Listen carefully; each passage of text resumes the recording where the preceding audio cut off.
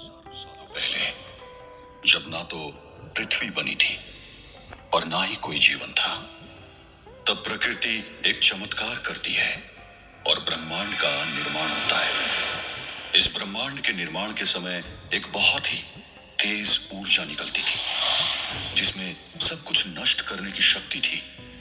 उस असीम ऊर्जा ने समय के साथ एक पुरुष की आकृति को धारण कर लिया था और वो उस समय के दैत्यों से भी ज्यादा ताकतवर हो चला था। उस आकृति के भीतर इतनी ताकत थी जो ब्रह्मांड को भी खाक कर सकती थी। इस असीमित ऊर्जा को अनियंत्रित होते देख ब्रह्मांड के निर्माणकर्ताओं ने उस पुरुष ऊर्जा स्रोत को कैद करके एक खास यंत्र में बदल दिया और उस यंत्र को नाम दिया ब्रह्म यंत्र। उस ब्रह्म यंत्र में एकत्रित वो ऊर्जा ब्रह्मांड की गहराइयों में घूमते हुए हजारों लाखों ग्रहों की यात्रा करके आखिरकार प्रकृति की सबसे अनमोल रचना यानी पृथ्वी पर चला आता है। पृथ्वी पर अपने हजारों सालों की यात्रा में उस ब्रह्म यंत्र ने मिस्र से लेकर यूनान तक कई सभ्यताओं को बनते बिगड़ते देखा था।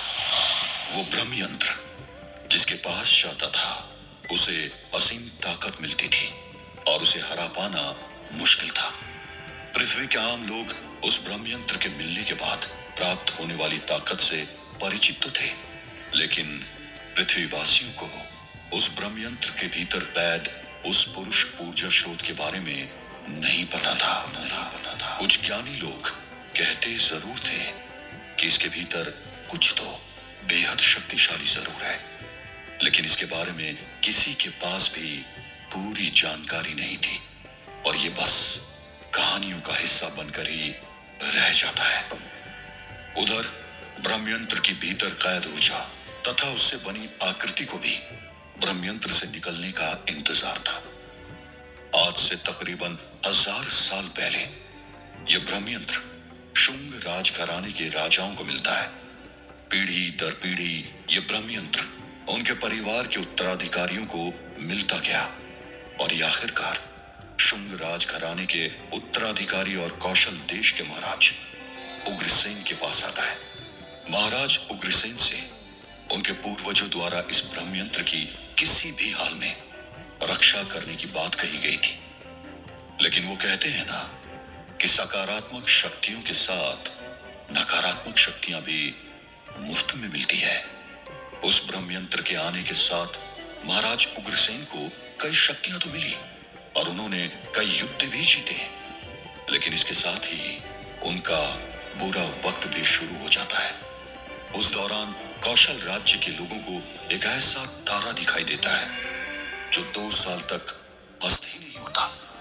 शुंग राजघराने के ज्योतिषियों के मुताबिक इस तारे के दिखाई देने का मतलब था कि आगे कुछ बहुत बड़ा अपशकुन होने वाला है। सेनापति, सेनापति, राजपुरोहित जी कहाँ हैं? वो आज सुबह ही मुझसे मिलने वाले थे। वो अभी तक राज दरबार में क्यों नहीं आए? अपने सिंहासन के पास खड़ा महाराज उग्रसेन अपने सेनापति बिंबिसार से यह सवाल करता है। महाराज उग्रसेन को इस तरह बेचैन होता देख उसके राज्य का सेनापति और महाराज का पुराना दोस्त बिंबिसार उनसे कहता है, महाराज, राजपुरोहित को आपके आने की सूचना दे दी गई थी। सैनिकों के मुताबिक वो कुछ ज्योतिषीय गणनाओं को सही कर रहे थे। अपनी गणनाओं को पूरा होते ही वो यहाँ चले आएंगे। बिंबिसार की बात पूरी होती है उससे पहले ही दरबार में आ रही खड़ाओं की आवाज को सुन उग्रसेन समझ जाता है कि राजपुरोहित आ चुके हैं। प्रणाम गुरुवर। गुरुवर, मैं जो जानना चाहता हूँ उसे आपने ही मुझे सिखाया है। अब मेरी इस समस्या का समाधान भी आप ही कर सकते हैं। इतना कह उग्रसेन अपने दोनों हाथ राजपुरोहित के सामने जोड़ देता है। उग्रसेन को इस तरह हताश देख राजपुरोहित उसे शांत रहने के लिए कहते हैं। आयुष्मान भव उग्रसेन। उग्रसेन, वीर इस तरह धीरज नहीं खोते। हर विकट परिस्थिति का कुछ न कुछ समाधान जरूर होता है। राजपुरोहित की इन बातों को सुन उग्रसेन खुद को थोड़ा शांत करता है और तुरंत ही राजपुरोहित से कहता है, गुरुवर, मैं खुद को कैसे शांत कर लूं? अब मुसीबत मेरे घर तक आन पड़ी है। उस दिन राज दरबार में आए एक ज्योतिषी ने उस तारे को देखकर ये भविष्यवाणी की है, कुछ न कुछ अनर्थ जरूर होगा। गुरुवर, आप तो जानते हैं कि मुझे अपने जान का भय नहीं है। मुझे तो बस इस ब्रह्म यंत्र की चिंता है। मेरे पूर्वज पिछले कई पीढ़ियों से इसकी रक्षा करते चले आ रहे हैं। अब इसकी रक्षा करने की जिम्मेदारी मेरी है। क्या मैं इसकी रक्षा नहीं कर पाऊंगा गुरुदेव? इतना कह उग्रसेन एक छोटे बच्चे की तरह राजपुरोहित का चेहरा देखने लगता है। उग्रसेन की इस मनोस्थिति को राजपुरोहित अच्छे तरीके से समझ रहे थे। वो उग्रसेन को समझाते हुए कहते हैं, उग्रसेन, इसकी रक्षा की जिम्मेदारी तुम्हारी ही है और तुम्हें इसके लिए पूरी मेहनत करनी होगी। उसके आगे क्या होता है ये तुम्हारी जिम्मेदारी नहीं है। इसलिए बेटा उग्रसेन, तुम चिंता न करो। मैंने तुम्हारे लिए एक उपाय सोच रखा है। तुम इस ब्रह्मयंत्र को अपनी बेटी की पहली संतान को भेंट कर दो। अब इसकी रक्षा की जिम्मेदारी उसकी होगी। ब्रह्मयंत्र की शक्तियों से राजपुरोहित कुछ हद तक परिचित थे। उन्हें इस बात का आभास हो गया था कि ब्रह्मयंत्र के अंदर कोई बेहद ही शक्तिशाली ऊर्जा कैद है। राजपुरोहित की इस बात को सुनते ही उग्रसेन ने उसकी तरफ देखते हुए कहा, गुरुदेव, इस राज्य में कई लोग मेरे खिलाफ साजिश कर रहे हैं। मुझे सत्ता से हटाने के लिए काफी मेहनत की जा रही है। इसलिए मैं भी अपनी बेटी की शादी के लिए काफी समय से वर ढूंढ रहा हूं। मेरी यही योजना है कि जो भी मेरा दामाद बनेगा, मैं उसे तुरंत ही कौशल राज्य का राजा बना दूंगा और उसे इस राज्य की सुरक्षा की जिम्मेदारी भी सौंप दूंगा। उग्रसेन की इस बात को सुन राजपुरोहित मुस्कुराते हुए कहते हैं, तुम बस कर्म करो उग्रसेन, उससे जो भी फल निकले उसे स्वीकार करना। इतना कह राजपुरोहित दरबार से चले जाते हैं। राजपुरोहित की बातों को सुनने के बाद उग्रसेन की चिंता और भी बढ़ गई थी। थोड़े दिन तक विचार करने के बाद वो एक दिन अपने सेनापति बिंबिसार से कहता है, बिंबिसार, तुम इस राज्य के सेनापति होने के साथ मेरे पुराने मित्र भी हो। तुम्हारा बेटा भानु भी तो शादी योग्य है। वो काफी बहादुर भी है और उसने कई युद्धों में भी बढ़ चढ़कर हिस्सा किया है। क्या तुम अपनी बेटी की शादी मेरी बेटी से कर सकते हो बिंबिसार? मुझे नहीं लगता कि इस राज्य को कभी भानु से अच्छा कोई रक्षक मिलेगा।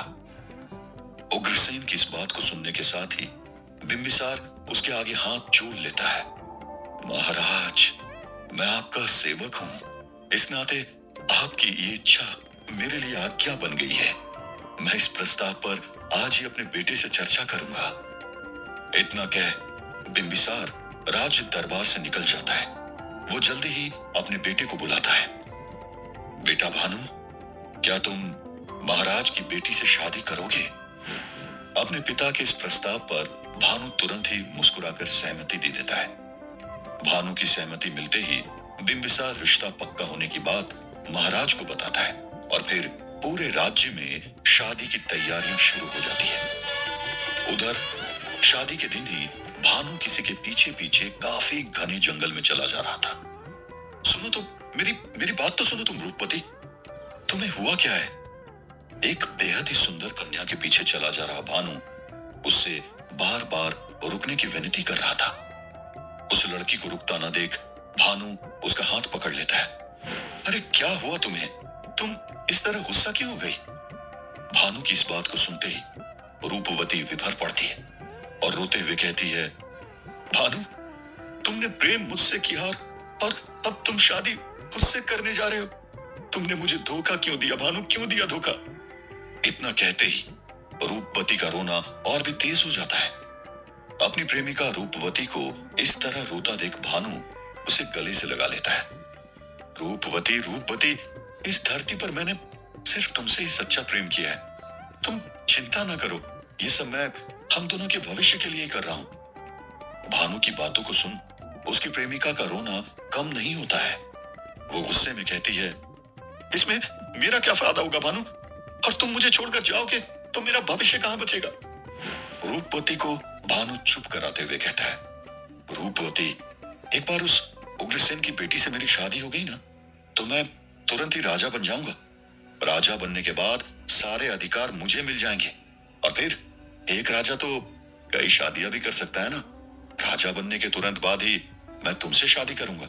इसके बाद तुम्हारी और मेरी जो संतान होगी उसे मैं वो जादुई ब्रह्म यंत्र दूंगा और वो संतान इस पूरे दुनिया पर राज करेगी। भानु की बातों को सुन रूपवती का रोना थोड़ा कम होता है। भानु, तुम कहीं बदल तो नहीं जाओगे ना? रूपवती का यह सवाल सुनने के बाद भानु उसके दोनों हाथों को पकड़ लेता है। मेरे प्यार की सौगंध रूपवती, आपने किए वादे को मैं जरूर पूरा करूंगा। इतना कह भानु शादी के मंडप की तरफ चल देता है। रूपवती से किए गए अपने इस वादे को भानु अपनी शादी के अगले महीने ही पूरा कर देता है।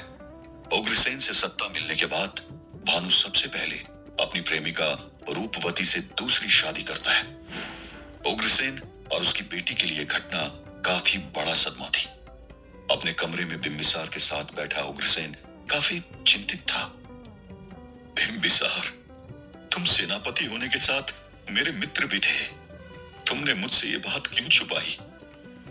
उग्रसेन की बातों को सुन बिंबिसार उसके सामने हाथ जोड़ते हुए कहता है, महाराज, मुझे इस बात का जरा भी अंदाजा नहीं था। मैं अपने बेटे की सौगंध खाकर ये बात कहता हूं महाराज।